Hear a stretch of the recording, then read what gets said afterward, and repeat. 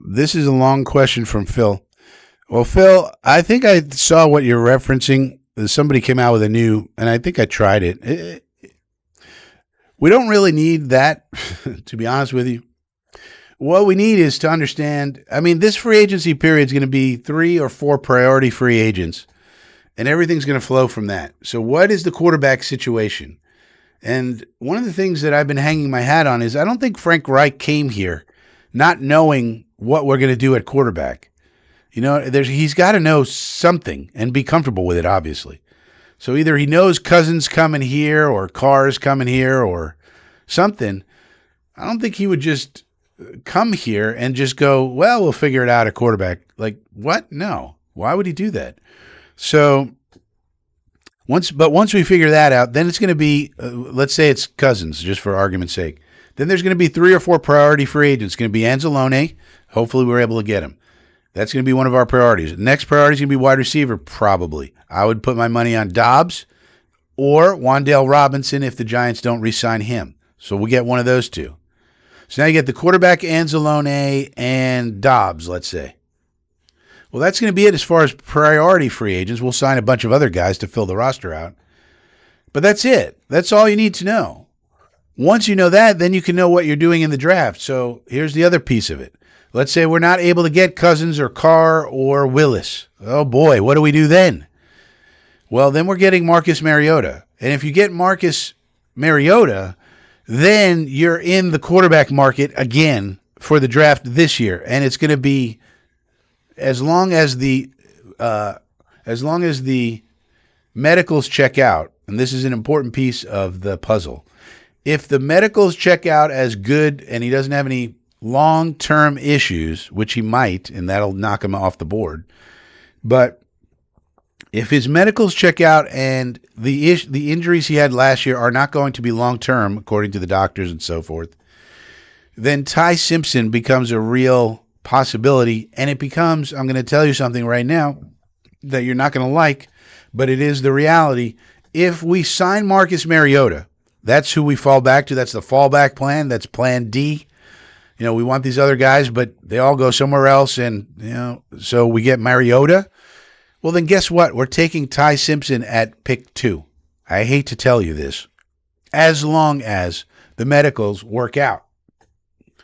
Because you cannot risk, if his medicals check out, then everybody in the league knows his medicals check out, and then they're going to look at the first half of the year last year when he looked like a top 5 pick, and they're going to throw out the second half of the year when he looked like dog doo-doo because they're going to say, well, he had a serious back injury. And if the medical people say, yeah, he had a back injury, but now it's healed, he's not going to have any problems.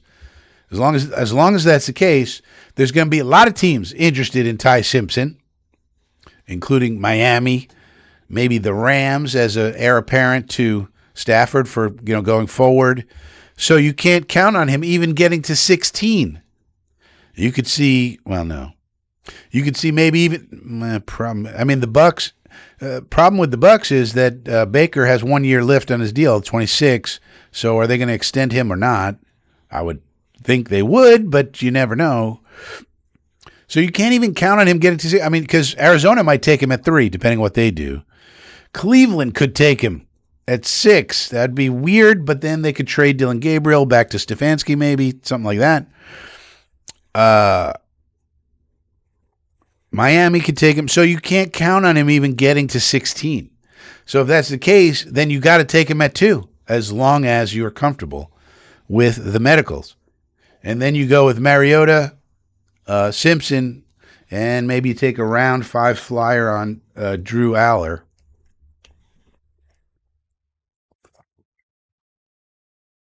And that's what you go with. Because that would be the fallback plan. But I don't think that Frank Reich signed here with the idea that Marcus Mariota was going to be his quarterback.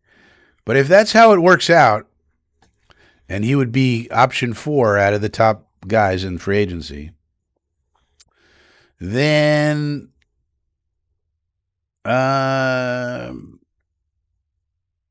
that's not great, but I think that's what's going to happen then. And you just got to pray that Ty Simpson is the guy he showed you he was in the first half of the year last year. And there's going to be lots of hand-wringing and teeth gnashing.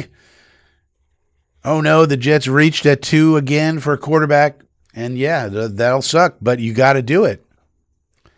Because I just can't see. I mean, number one, you could fall in love with the tape you see from the first half of the year last year.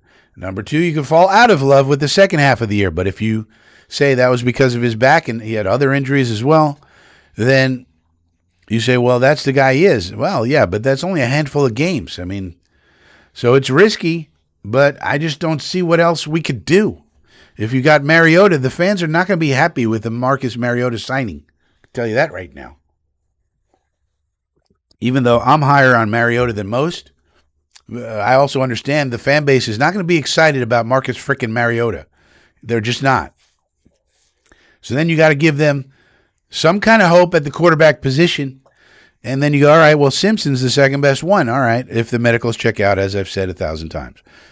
Well, okay, well, we'll wait to 16. Well, Arizona could take him. Browns could take him. Miami could very easily take him. The Rams could take him. He's a good fit there. Be an apprentice. So you might not even get to 16. So you can't wait. So if you can't wait, you got to take him at 2. I don't know. That's the logic there. Is it a reach? Yeah. But would we need to do it? Probably. Would it be a good situation? Well, if he works out, it's a good situation.